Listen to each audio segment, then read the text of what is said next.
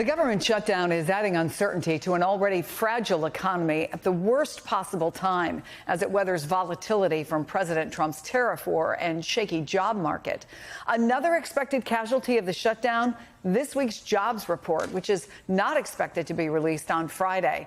That means business leaders will miss key data they use to make critical decisions that drive the nation's economy. And the man tapped to run the agency that releases that report won't be taking the job after Trump administration pulled his controversial nomination. I want to bring in MSNBC White House correspondent Kayla Gardner. Sam Stein is managing editor of The Bulwark and an MSNBC contributor.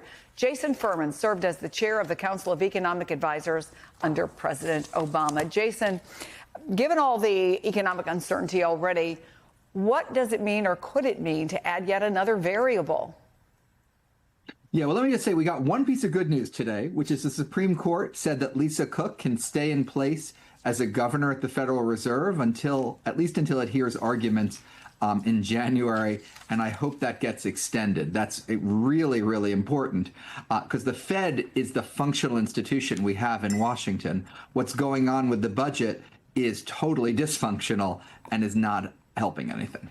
So when you say it's not helping anything, are you concerned about how long this could go on? And does it become kind of an exponential growth? It's okay maybe for a couple days. When you get into a couple weeks, you really start to see the growth of the impact. Look, with something like this, you're worried a little bit less about how it impacts the macroeconomy. We've had shutdowns before, and the economy shrugs them off to a surprising degree. You're always a little bit nervous. You'd rather not add the uncertainty. A lot of it, though, is just the effectiveness of running government. I used to run a government agency with about 35 employees, a pretty small budget. And just for me, the ability to hire people, plan with all these interruptions and temporary fundings and shutdowns, we functioned less well as a result of that. I can't imagine how large and complex parts of the government get through this and deliver what they're supposed to for the taxpayers. So, Sam, do you think that the Trump administration, which is sticking to its guns, just has a fundamentally different interpretation of the potential impact? Or are they just that confident that the blame for the negative impact will fall on Democrats? It's a really good question. It's tough to understand how they see it going. I guess the Occam's razor explanation is that if there's enough pain inflicted on the American people and specifically designed for Democratic-run states, then Democrats will cave and they will reopen the government. At the same time, though, there is a lot of economic damage that will be afflicted along the way. So shutdowns cost billions of dollars, trillions maybe. You don't get that back. And then on top of that, if you are going to be unilaterally canceling projects like they have said they're going to do this morning, $18 billion in construction projects in New York City, you're losing jobs, you're losing economic vitality in the most important economic corridor of the country.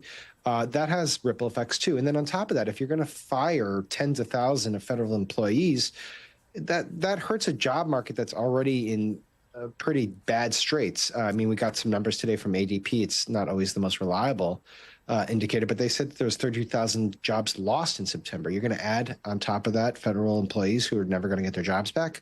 So they're playing a little bit with fire here on the economic front, but maybe it is just that they think if they can inflict enough pain, Democrats will come to the table or perhaps even vote yes to reopen the government. Yeah. So, Jason, the Bureau of Labor Statistics, as I mentioned, is not expected to release its monthly jobs report on Friday. What does that mean, especially for business leaders who may be looking for that data? Yeah, I mean, businesses are trying to understand what's going on in the economy, and we're at a strange place. We just had big jobs revisions. The job numbers have slowed. Sam is exactly right that negative number in ADP is concerning, and he's also exactly right that it's not nearly as good and reliable a number as what the government produces. But unfortunately, it's probably the only major number we're going to be getting this week. And so, yeah, there's a lot of flying blind out there. The Fed is going to meet again later this month, and is going to have to figure out how to make do with less information if we go that long and it disrupts any of these data releases. Okay, well, I'm looking at the podium that's there at the White House briefing room, and now we're being told that Vice President J.D. Vance is going to be part of the briefing. But the White House has withdrawn the controversial nomination of E.J. Antoni, the man tapped to run the Bureau of Labor Statistics. Do we know why that nomination was pulled? Well, the backdrop to this decision really is this growing controversy that was surrounding his nomination. It was on multiple fronts. One, on a practical front, he had talked about possibly releasing jobs reports less frequently, perhaps on a quarterly basis. And we know Wall Street and economists rely on those reports. The White House later said that they would continue doing these monthly jobs reports, but also about his past actions and statement. Our colleague Ryan Riley reported that he was seen outside the Capitol on January 6th. There was also a CNN report that suggested that he had this history of posting derogatory comments online. MSNBC has not independently confirmed that reporting, but what one senator said simply was that she did not think that he had the votes. This was a Democrat. Senator Patty Murray said simply that not every Trump nominee can get confirmed. It matters when we all speak out. So certainly suggesting that she did not think there was enough support for him to get approved. But the White House said in a statement they praised him and said that they will announce a new nominee very soon. So, Sam, this is not an administration typically responds to pressure to drop controversial nominees. I mean, not only did they stand by Pete Hegseth, Robert F. Kennedy Jr., they've empowered them. What do you make of the fact that they're withdrawing this nomination?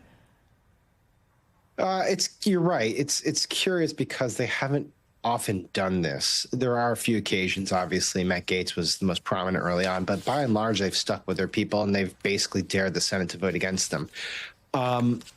My suspicion is that in this case, enough back channeling happened from Republican senators to suggest that they just weren't going to support E.J. Antoni's nomination. A couple of them had refused to even meet with the guy.